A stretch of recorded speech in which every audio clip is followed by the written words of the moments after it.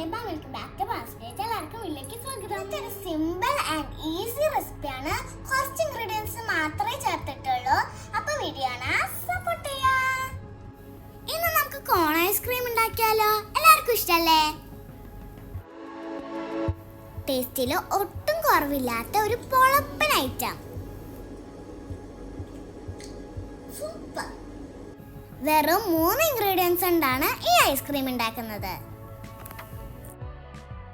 അപ്പോൾ ഇതുപോലെ whipped topping mix ആണ് എടുത്തിട്ടുള്ളത്.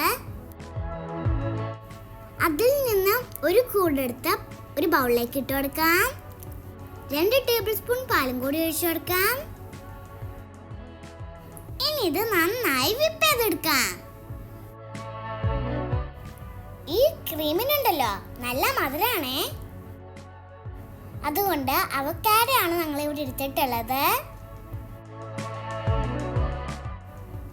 ഞങ്ങൾ ഇവിടെ ഒരെണ്ണം എടുത്തിട്ടുള്ളൂ കേട്ടോ. ഇനി ഇതിന്റെ ഫ്ലഷ് എടുത്തൊരു ബൗളിലേക്ക് ഇടാം. ഇനി നമുക്കിതൊന്ന് നന്നായി മാഷ് ചെയ്തെടുക്കാം. കാണാൻ എങ്ങനെയുണ്ട്? അടിപൊളി കളറല്ലേ? ഇനി ഇത് കുറേശ്ശെയായി വിപ്പിംഗ് ക്രീമിലിട്ട് മിക്സ് ചെയ്യാം. ഞങ്ങളത് മുഴുവനും എടുത്തിട്ടില്ല കേട്ടോ. ഇനി നമുക്ക് ഇതിന്റെ ടേസ്റ്റ് ഒന്ന് നോക്കാം. ഇത് നല്ല മധുരമൊക്കെ ഉണ്ട് കേട്ടോ. ഇനി ഇത് റാപ്പ് ചെയ്ത് ഫ്രീസറിലേക്ക് വെക്കാം. ഇത് സെറ്റ് ആകുമ്പോഴേക്കും നമുക്കൊരു ക്രിസ്പി കോൺ ഉണ്ടാക്കിയാലോ? കോൺ അടിപൊളിയാണ്. നമ്മൾ പുറത്തുനിന്ന് മേടിക്കുന്ന ടേസ്റ്റ് തന്നെയാണ് കേട്ടോ. അപ്പം ഇതുണ്ടാക്കാൻ വേണ്ടിയിട്ട് 2 മുട്ടൻ്റെ വെള്ളയാണ് എടുത്തിട്ടുള്ളത്. 3 ടേബിൾ സ്പൂൺ പഞ്ചസാരയും കൂടി ചേർത്ത് കൊടുക്കാം. ഇനി ഇത് നന്നായി മിക്സ് ചെയ്ത് ഇച്ചിരി വാനില എസൻസും കൂടി ചേർത്ത് കൊടുക്കാം. പഞ്ചസാര മെൽറ്റാവണ വരെ നമുക്കിത് മിക്സ് ചെയ്ത് കൊടുക്കാം.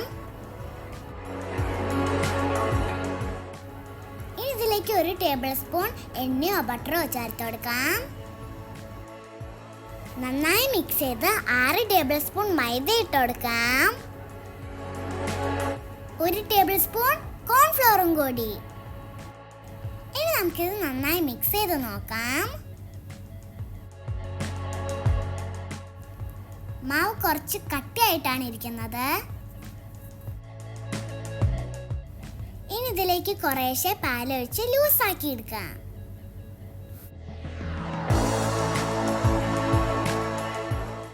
അപ്പം നമ്മളൊരു 1/4 കപ്പ് പാല് ചേർത്തിട്ടുണ്ട്. അത് മിക്സ് ചെയ്ത് ദോശമാവിൻ്റെ പരുവത്തിൽ ആക്കിയെടുക്കാം. ഇനി ഇതിലേക്ക് ഒരു നുള്ളു ഉപ്പും കൂടി ചേർത്ത് കൊടുക്കാം.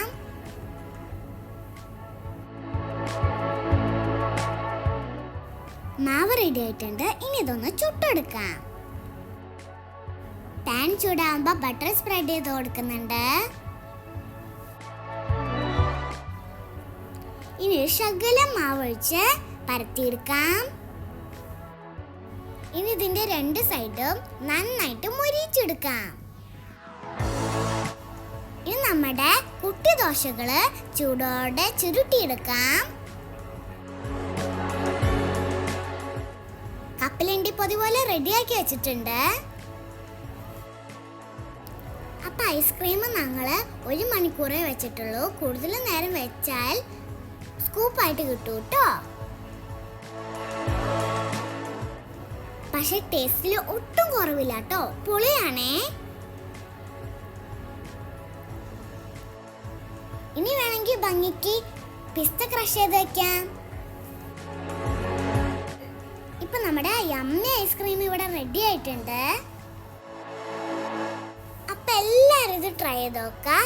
വീഡിയോ ഇഷ്ടപ്പെട്ടെങ്കിൽ ലൈക്ക് ചെയ്യണം, ഷെയർ ചെയ്യണം, സബ്സ്ക്രൈബ് ചെയ്യണം, പിന്നെ കമൻറ്റ് ചെയ്യണം, പിന്നെ തൊട്ടടുത്തുള്ള ബെല്ലൈക്കനും കൂടി അടിച്ചേക്കണം. ബൈ ഫ്രം ബാമീസ് പ്ലേറ്റ്.